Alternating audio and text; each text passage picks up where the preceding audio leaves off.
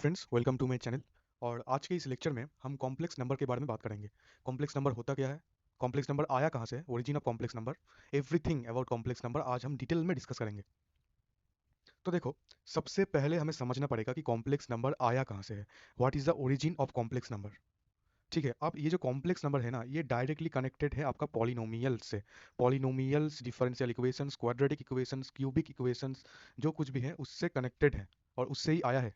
ठीक है, वही है आपका ओरिजिन ऑफ कॉम्प्लेक्स नंबर। तो कैसे आया, चलिए समझते हैं।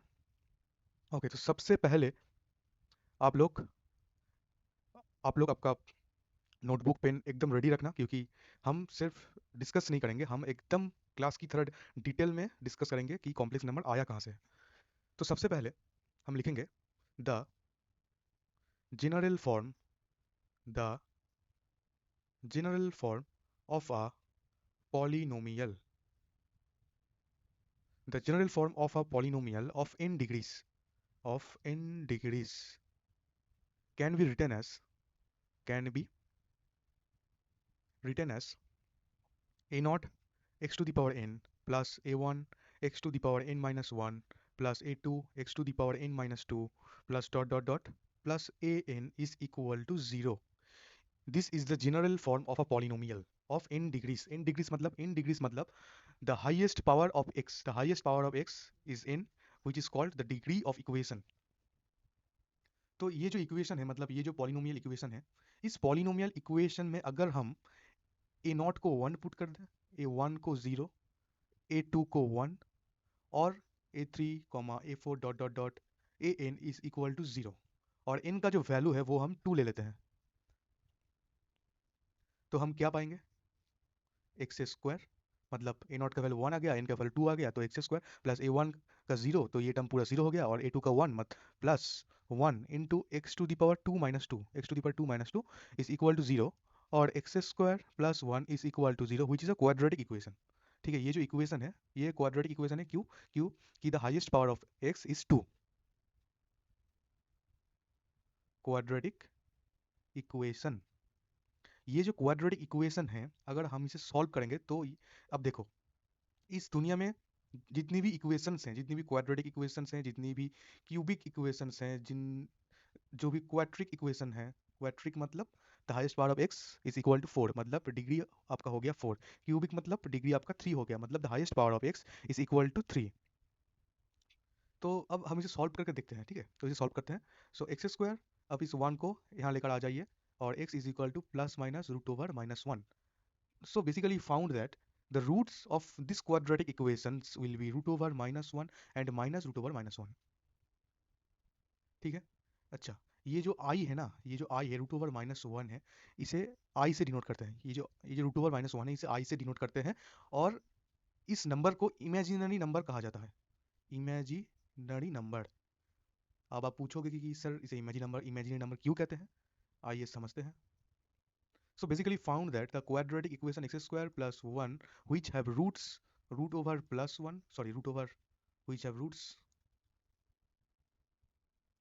root over minus 1 and minus root over minus 1। तो हमने एक क्वाड्रेटिक इक्वेशन कंसीडर किया जिस इक्वेशन का जो रूट्स आया वो इमेजिनरी आया। ठीक है, इस इक्वेशन का जो रूट है वो इमेजिनरी है। अच्छा, एक और एग्जांपल लेते हैं। ठीक है, एक और example, X square minus 4x plus 5 is equal to 0। अब हम इसे डायरेक्टली सीधाचार्य फॉर्मूला अप्लाई करेंगे। ठीक है, सीधाचार्य फॉर्मूला क्या होता है, X is equal to minus B plus minus root over B square minus 4ac divided by 2a। अब इस इक्वेशन में ए का वैल्यू कितना है 1, बी का -4 और सी का 5। तो इस इक्वेशन में पुट कर दो minus B minus minus plus 4 plus minus root over B square minus 4 का whole square that means 16 minus 4 into 1 into 5 that means 20 divided by 2 into 1 that means 2। तो इसे 2 से डिवाइड कर दो, 2 plus minus root over minus 4 divided by 2। अब इस 4 को इस रूट से बाहर लेकर आ जाओ, root over plus minus 2 root over minus 1 divided by 2 which is equal to 2 plus minus root over minus 1 is equal to 2 plus minus I, where I is equal to root over minus 1, जिसे हम imaginary number कहते हैं। तो basically हमने कुछ quadratic equation consider किया जिस equations का जो रूट आया वो इमेजिनरी आया, इमेजिनरी आया। ठीक है, तो अब एक स्टेटमेंट लिखो। ठीक है, एक नोट लिखो। इस स्टेटमेंट को the fundamental theorem of algebra भी कहा जाता है। ठीक है, एक स्टेटमेंट लिखो। The fundamental theorem of algebra. ठीक है, it states that a quadratic equation it states that a quadratic equation will have a quadratic equation will have two real solutions. It states that a quadratic equation will have two real solutions, मतलब जो quadratic equations हैं, ठीक है, अब the quadratic equation का जो general form है वो होता है a x square plus b x plus c is equal to zero. So इस दुनिया में ये स्टेटमेंट बेसिकली ये कहने की कोशिश कर रहा है कि इस दुनिया में जितनी भी क्वाड्रेटिक इक्वेशंस हैं उनका जो रूट्स होगा वो रियल होगा, रियल सॉल्यूशंस होगा। रियल मतलब रियल नंबर्स होगा, रियल नंबर्स। ओके, आप एक और स्टेटमेंट लिखो, the properties of real number, the properties of real numbers that the properties of real numbers that the square of a real number the square of a real number is never negative। मतलब जो real numbers हैं, real numbers का square हमेशा positive आता है, real numbers का square हमेशा positive आता है। और ये हम इस स्टेटमेंट से ये कह रहे हैं, एक कह रहे हैं कि रियल नंबर्स का स्क्वायर हमेशा पॉजिटिव आता है। और इस स्टेटमेंट से हम ये कह सकते हैं कि इस दुनिया में जितनी भी क्वाड्रेटिक इक्वेशंस हैं उनका जो रूट्स होगा वो हमेशा रियल नंबर होगा। This is a fundamental theorem of algebra.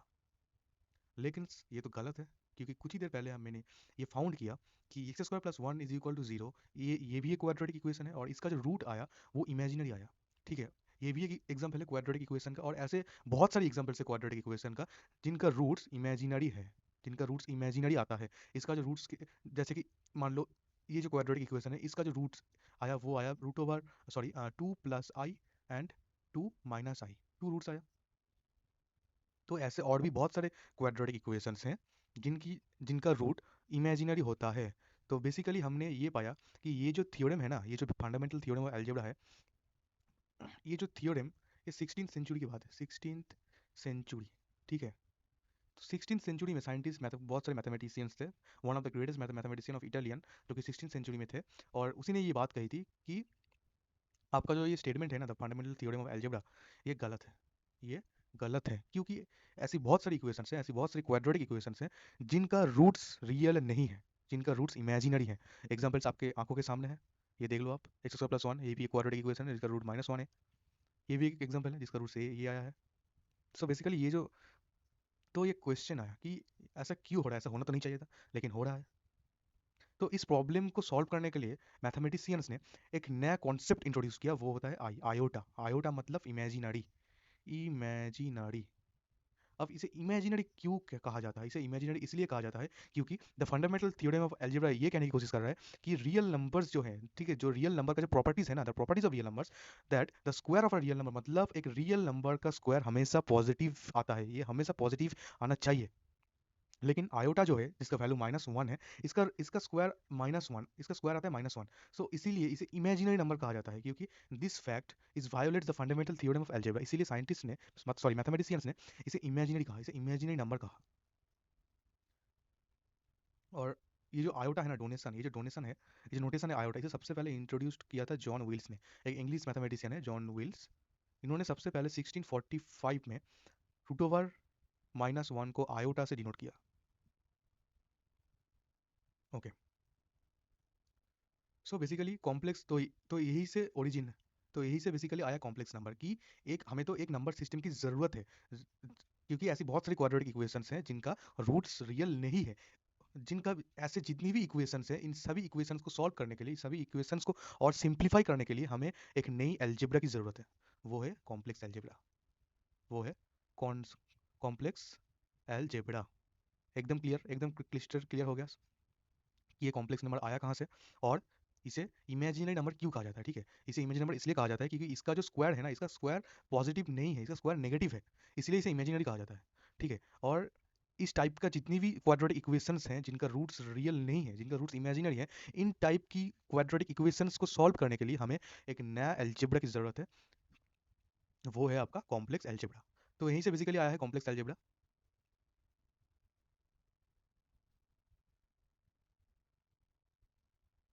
ठीक है। अब हम कॉम्प्ले तो हमने ये जाना कि कॉम्प्लेक्स अलजेब्रा आया कहाँ से है, हमने ये जाना कि आयोटा को इमेजिनरी नंबर क्यों कहा जाता है। अब हम जानेंगे कि कॉम्प्लेक्स नंबर को रिप्रेजेंट कैसे करते हैं। कॉम्प्लेक्स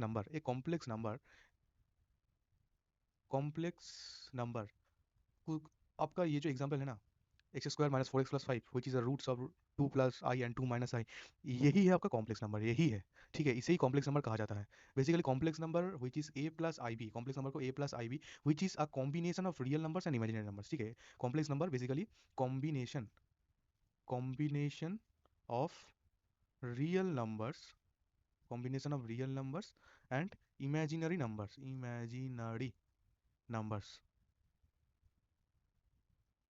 ठीक है। यहाँ पर ये रियल है, बी भी रियल है, और आयोटा जो है रूट ओवर माइनस वन जो कि इमेजिनरी है, इमेजिनरी। तो बेसिकली यही आपका कॉम्प्लेक्स नंबर। तो अब हम ये आपका कॉम्प्लेक्स नंबर का डेफिनेशन हो गया।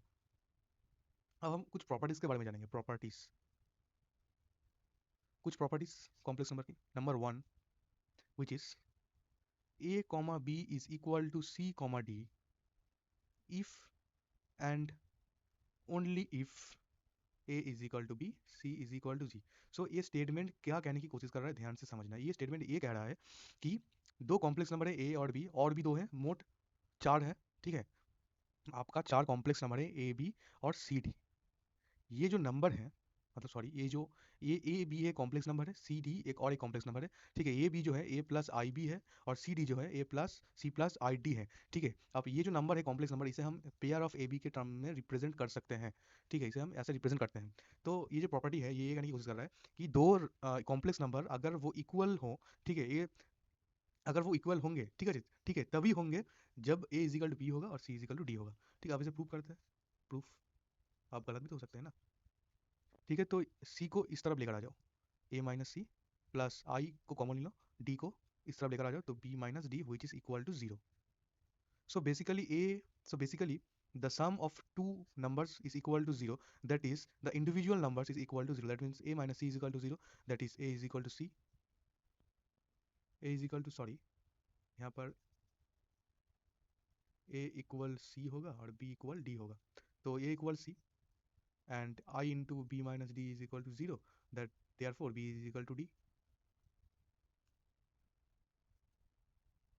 Okay, so next property which is a plus b, the complex another complex number a comma b plus c comma d is equal to a plus c comma b plus d, ये एक properties है, ठीक है।